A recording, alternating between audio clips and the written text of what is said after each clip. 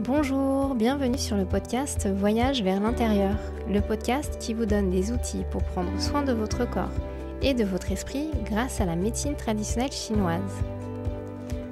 Aujourd'hui, vous écoutez l'épisode numéro 12 consacré à l'énergie des poumons et du souffle. La fonction la plus importante du poumon en médecine chinoise est de gouverner le qi et la respiration. Je vous avais expliqué lors des premiers épisodes que le qi, l'énergie, est cette force invisible qui baigne toutes les choses de la création et qui sert de liant, un peu comme une colle, pour relier le corps et l'esprit. Sans le qi, corps et esprit ne peuvent fonctionner ensemble.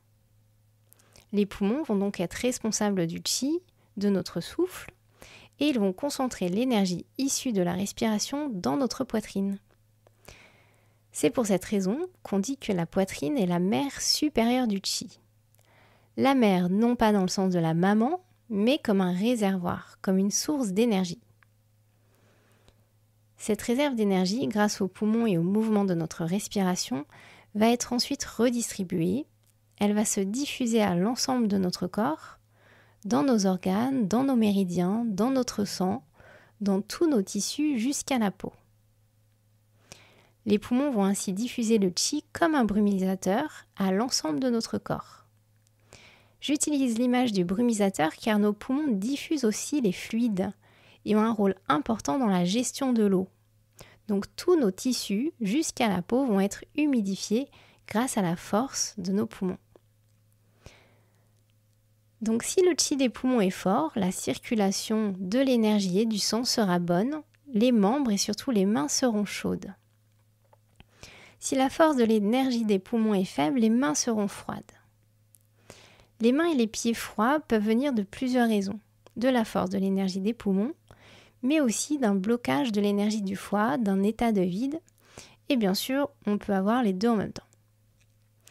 Notre souffle, notre respiration a une incidence dans tous les processus physiologiques de notre corps.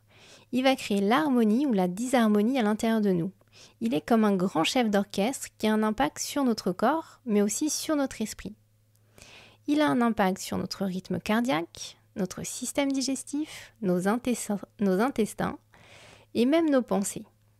Et cette communication corps et esprit se fait dans les deux sens. La qualité de mes pensées, mon état d'être, va lui aussi impacter ma respiration et mon souffle. Il vous suffit de penser à quelque chose de stressant ou d'évoquer un souvenir pour sentir votre respiration se modifier. Et chaque émotion nous fait respirer de façon différente. Comme la nature est bien faite, quand on est en danger ou qu'on voit quelqu'un en danger devant nous, il faut réagir rapidement. Le rythme cardiaque va s'accélérer, la respiration aussi. Toute une chimie avec un cocktail d'hormones va se mettre en route pour pouvoir agir de manière automatique et le plus rapidement possible. Dans ce cas précis, c'est notre instinct qui a réagi. On est en quelque sorte en mode pilote automatique. Et ça correspond à notre système nerveux parasympathique. Mais ce qui est génial avec la respiration, c'est qu'on peut travailler dessus. On peut choisir de la modifier. Du coup, en apprenant à réguler sa respiration, on a un impact sur tous nos processus physiologiques. Le rythme cardiaque, la digestion, nos intestins et notre esprit, comme je vous l'ai dit. Donc apprendre à gérer son souffle, c'est en quelque sorte ramener de l'ordre à l'intérieur de nous et sur tous les plans. Observer sa respiration, c'est comme prendre sa température. Elle va nous indiquer dans quel état intérieur on se trouve. Est-ce que notre respiration est haute? Est-ce que notre souffle est court? Est-ce qu'on a du mal à inspirer ou à expirer? Est-ce qu'on se sent en apnée à certains moments de la journée? Est-ce qu'on a besoin d'expirer souvent? Juste poser votre conscience sur votre respiration va avoir un impact. Se mettre en pause et revenir dans son souffle permet au corps de s'autoréguler. On laisse le temps au corps de retrouver son propre rythme et on crée les conditions d'autorégulation. C'est ce qu'on appelle l'homéostasie. J'ouvre une petite parenthèse. Notre planète, comme notre corps, a aussi ce super pouvoir. Les tempêtes et tornades à répétition sont un moyen pour notre Terre de baisser sa température. Pour garder les conditions d'homéostasie, notre planète doit maintenir sa température autour des 21 degrés. Au-delà, l'équilibre est rompu. Et vous allez voir qu'il y a beaucoup de parallèles à faire entre nous et le fonctionnement de la nature. Je reviens à notre respiration. S'installer dans sa respiration va nous permettre, nous aussi, de ne pas surchauffer, de ne pas s'agiter. Elle va nous permettre de sortir de nos pensées, de nous ramener dans le présent, et elle va nous aider à tourner notre regard vers l'intérieur.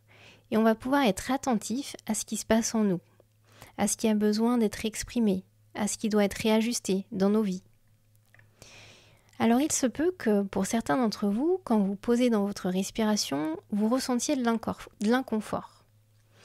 Cet inconfort peut venir de plein de raisons différentes et elle peut être due à un blocage au niveau de la poitrine.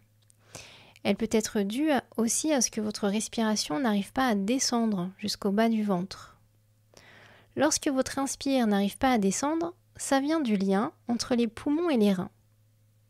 L'énergie des poumons doit être suffisamment forte pour descendre jusqu'aux reins et l'énergie des reins doit elle aussi être assez forte pour retenir l'énergie vers le bas.